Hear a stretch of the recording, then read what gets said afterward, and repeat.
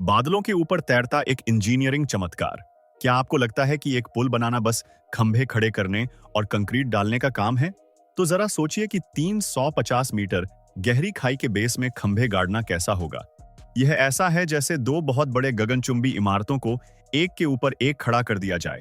और अब कल्पना कीजिए कि आपको हवा में 90 टन भारी स्टील के ब्लॉक्स को धक्का देना है। यह वजन एक बहुत बड़े पैसेंजर हवाई जहाज से भी ज्यादा है।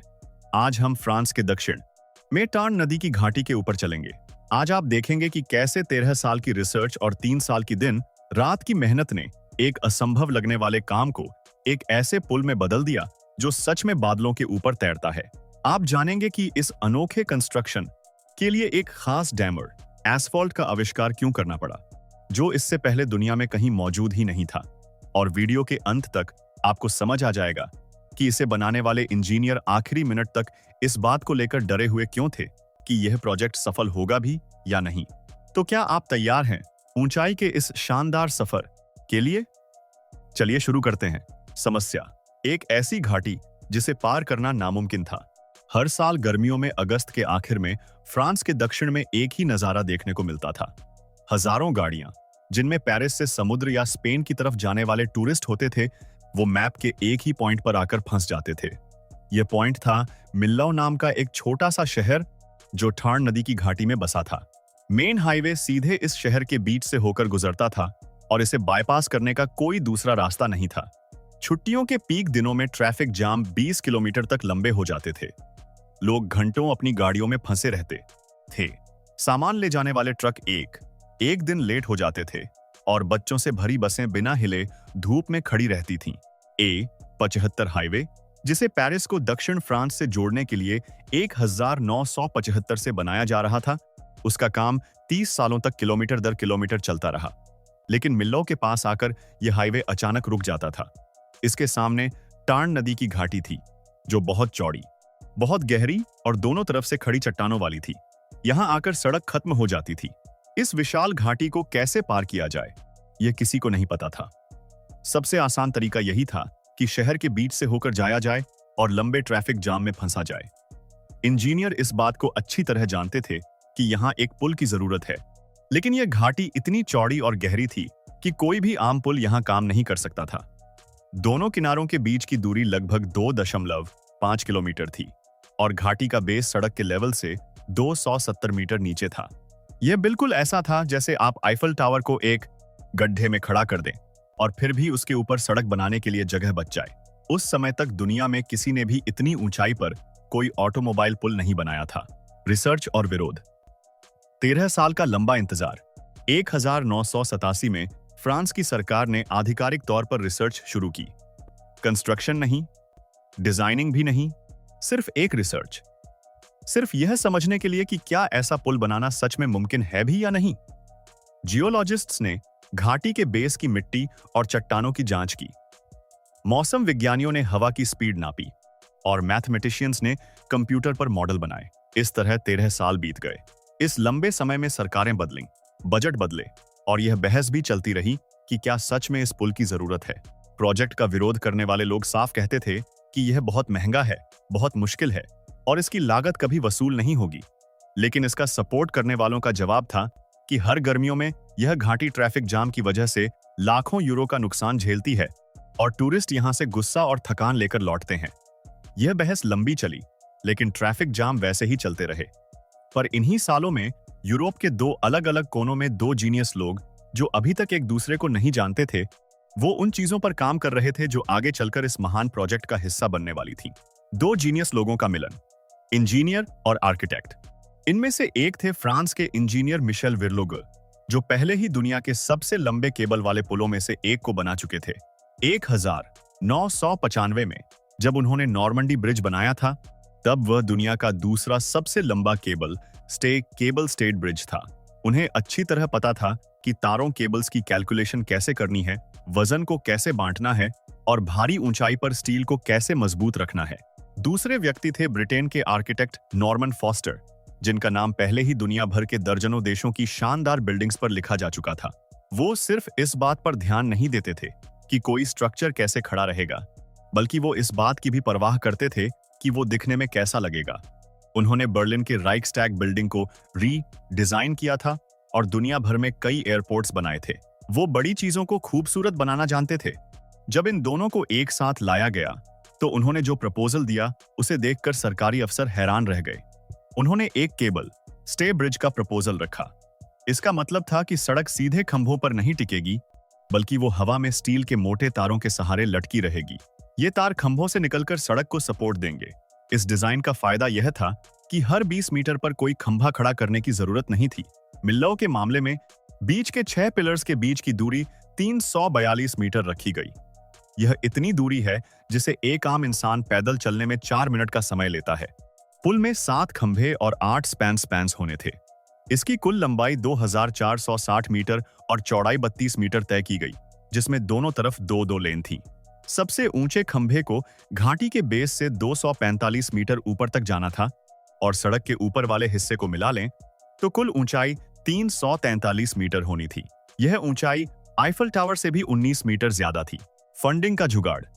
जब सरकार के पास पैसे नहीं थे, जब इस प्रोजेक्ट की पूरी डिटेल और 400 मिलियन यूरो का खर्च सरकार की टेबल पर रखा गया, तो उनका रिएक्शन बहुत शांत था।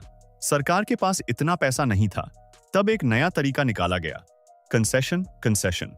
फ्रांस की सरकार ने इस पुल को बनाने और ऑपरेट करने का अधिकार एक प्राइवेट कंपनी को दे दिया। कंपनी को अपने पैसे से पुल बनाना था और बदले में अगले 78 सालों तक उसे वहां से गुजरने वाली गाड़ियों से टोल टैक्स वसूलने का अधिकार दिया गया। 78 साल बाद यह पुल वापस सरकार का हो जाएगा।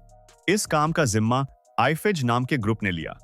दिलचस्प बात यह है कि इस ग्रुप में उसी गुस्ताव आईफेल की वर्कशॉप्स शामिल थीं, जिन्होंने पेरिस का मशहूर आईफल टावर बनाया था। 14 दिसंबर 2001 को टार्न घाटी में इस पुल की नींव रखी गई। कंस्ट्रक्शन के लिए 3 साल का समय तय किया गया था। अनोखी तकनीक, हवा में सड़क को धक्का देना, इंक्रीमेंटल लॉन्चिंग। नीचे से ऊपर तक कंक्रीट के खंभे बनाना तो कोई भी बिल्डर जानता है, लेकिन सबसे बड़ा इंजीनियरिंग जाल कुछ और था। असली सवाल यह था कि 270 मीटर की ऊंचाई पर 1 टन वजन वाले स्टील के हिस्सों को कैसे उठाया जाए और उन्हें हवा में एक साथ कैसे जोड़ा जाए। दुनिया में ऐसा कोई क्रेन नहीं बना था जो इस काम को कर सके। हेलीकॉप्टर से 90 टन भारी ब्लॉक्स को उठाना भी नामुमकिन था। नीचे से 270 मीटर ऊंचे मचान स्कैफोल्डिंग बनाना खुद में एक अलग प्रोजेक्ट होता।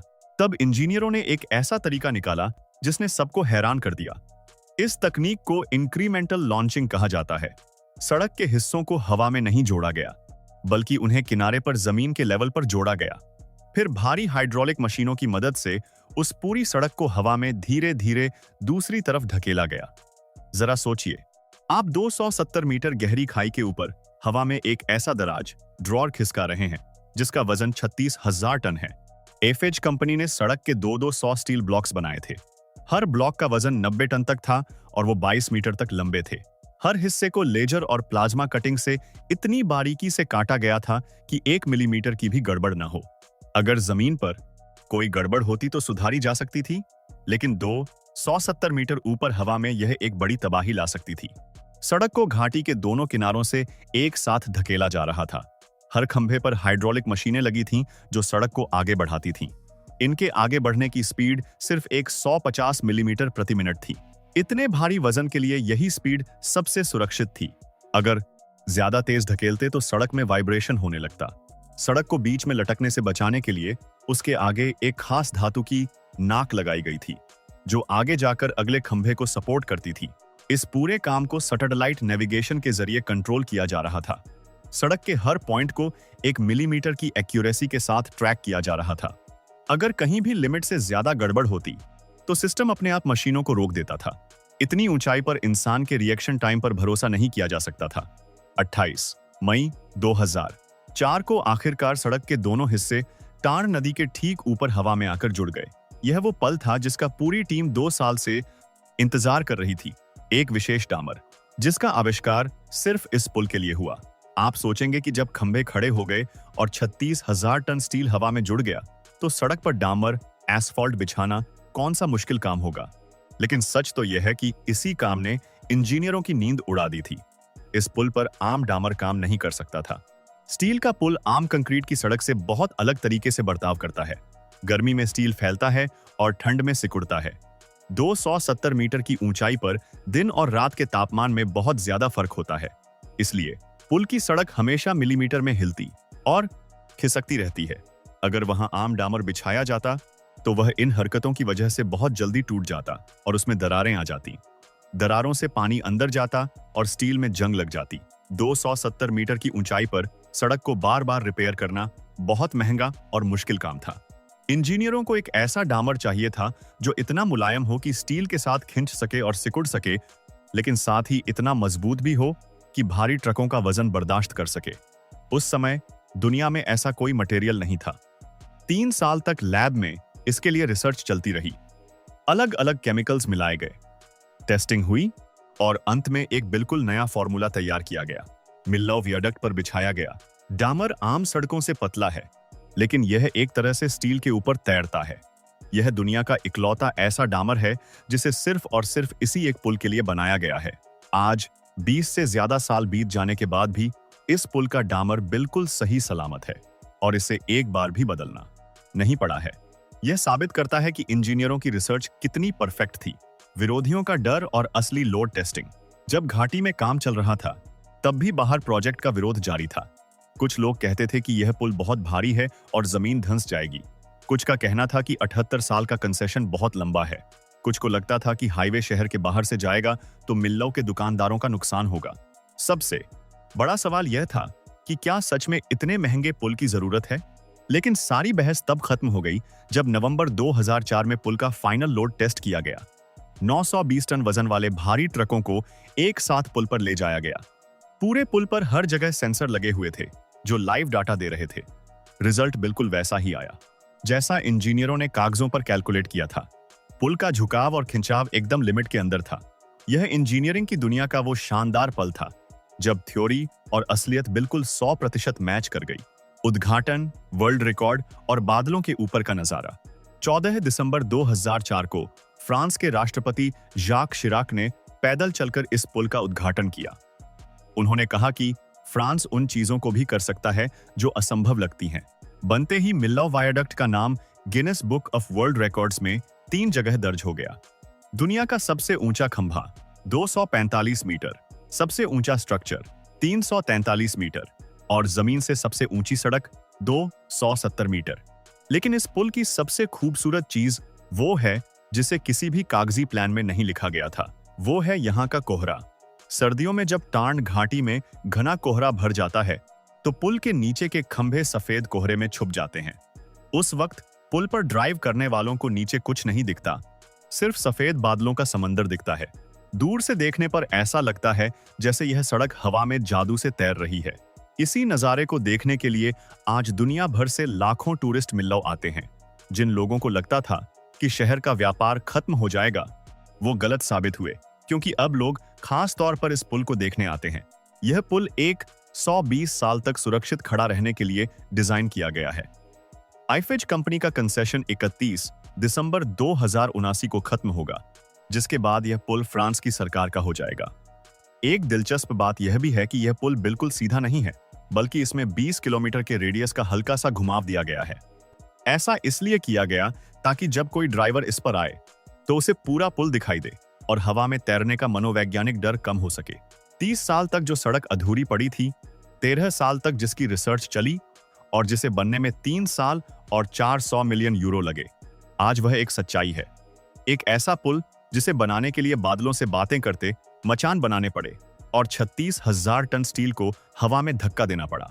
यह पुल हमें सिखाता है कि जब इंसान अपनी पूरी काबिलियत का इस्तेमाल करता है तो वो उन ऊंचाइयों पर भी सड़क बना सकता है जहां पहले सिर्फ परिंदे उड़ा करते थे। अगर आपको ऊंचाई और इंजीनियरिंग के सफर की यह कहानी दिलचस्प लगी हो तो वीडियो को लाइक करें, अपने दोस्तों के साथ शेयर करें और हमारे चैनल को सब्सक्राइब करके बेल आइकॉन जरूर दबाएं। हम आगे भी आपके लिए दुनिया की ऐसी ही असंभव लगने वाली और हैरान कर देने वाली कहानियां लाते रहेंगे। वीडियो देखने के लिए आपका बहुत बहुत शुक्रिया।